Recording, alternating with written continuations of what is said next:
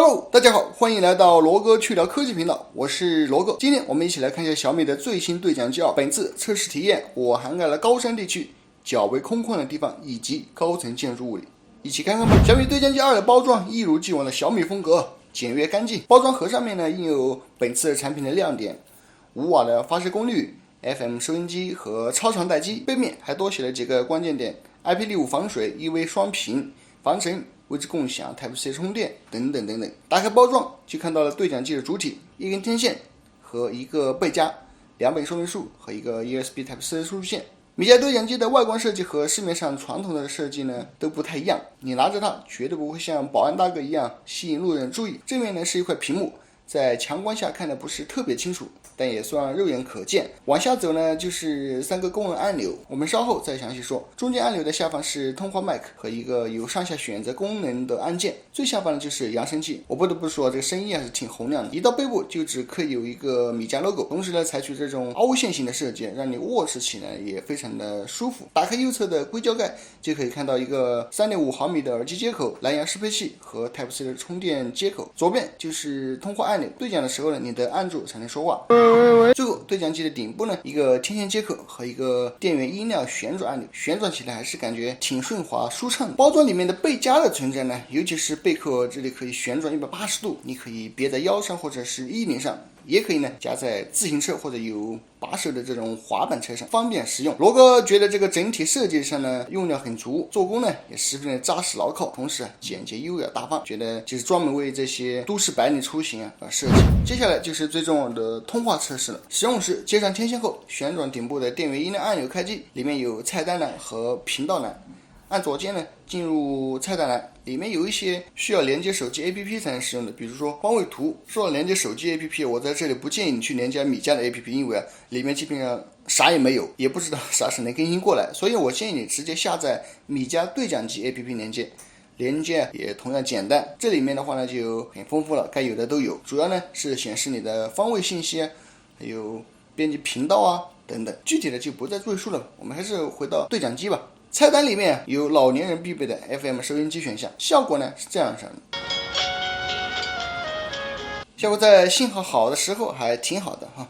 还有组队功能、蓝牙设备连接，之前我有节是讲解连接疾风蓝牙对讲耳机的，没看过的同学呢可以返回去看。接下来就是免按键通话，你可以设定一定的触发音量，然后对讲的时候呢就不用一直按着通话键了。剩下的一些菜单就限于篇幅关系，就不再一一讲述了，感觉你想得到的基本上都有。右键短按进入频道设置，将对讲机设为同一频道即可进行对讲，非常简单直白。现在我们测试不同场景下的通话情况吧。第一个场景是一个非常复杂的高山情况，这里群山环绕，路型复杂，高压电线的满布。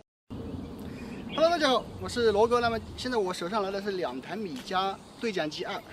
那么现在一台我就放在这里，有螺扫记录整个通话的情况。然后呢，我骑着这个酷狗 S1 这个电动滑板车一直往下飙，在不同的路程呢、不同的路段，比如说1000米、2000米，分别记录他们的这个通话的情况。OK， 走吧。我先下去了啊。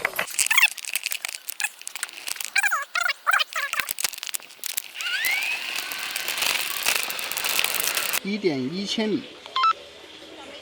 喂，听得到吗？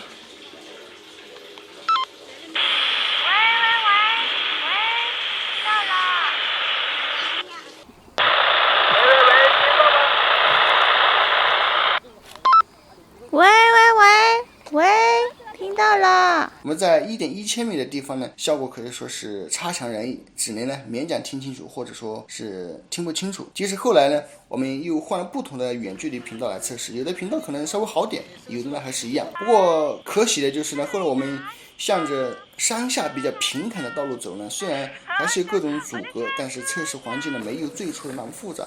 即使相距比较远，比如说4.5千米的时候呢，也能听得比较清楚，就没有刚刚那一种那么杂的声音，也是有一点点。但是我这边听得好清楚哦，就是听得非常非常清楚。第二种就是比较空旷的地方，在比较空旷的地方呢，比如说像这种地方树木并没有很密，罗嫂呢骑着电动车走向前面的一座山头走去，我呢进入相反的另一个山头。经过我们测试呢，我发现通话效果非常不错。喂，现在听得到吗？我现在又往回走进这个山里面了，我不在那个空旷的地方，你说一下话，看听不听得到？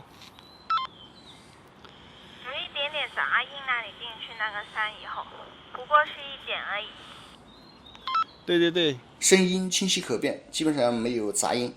第三种呢是高层建筑，接下来测试的这种呢高达34层。罗嫂呢留在第一层的大厅，我呢则跑到了19楼进行测试。声音呢是这样的，哒哒哒哒哒哒，属于能听得清，但是杂音比较多。后来呢，我直接跑到了34层，我在快速移动的电梯里面也能听清楚讲话。听到了。在34层的时候呢，除了通话声音有所降低之外呢，也属于能听得清，但是呢，杂音还是比较多。听到了。34也听得到是吧？这比较小声。从收到小米对讲机2到最后剪辑整理这个视频我们在各个场景反复测试了4-5天，对于通话质量来说呢，整体还是满意的。在较为空旷的户外，声音清晰，且基本上没有杂音。在高栋建筑物里面呢，能听清楚，但是杂音比较多。在地形复杂、树木茂密、有较多干扰的高山地段呢，通话情况只能勉强听清楚，或者说呢听不清。好在其采取标准的 SMA 天线接口，对于专业人士的话呢，也可以通过更换天线获得更好的效果。总结来说的话呢，小米对讲机2相比第一代价格整整多了200块，但整体感觉呢没有什么特别能惊艳到我的地方。如果从它的通话质量方面来看的话，当然米家对讲机的用户群体呢，就是针对你我这样的都市白领偶尔外出郊游或者公司搞活动组织等等这些用途。那么它的这种易操作性还有这种优雅的外观设计，超大电量。对了，我测试了1个星期就只充过1次电。还有米家对讲机 APP 和这个疾风蓝牙耳机的这种配对使用那么米家对讲机2这样看来的话也是不错的选择。当然，如果你对价格敏感，第一代米家对讲机那么仍然还是可以再战2年当然，淘宝上的那些几十块的号称5瓦功率的那些你就别去信了，就好像4K 运动相机只要200-300块，你会买吗？好，今天呢就到这里，感谢大家观看。如果有任何问题呢，欢迎大家在评论区留言，同时大家可以订阅分享，咱们下期见。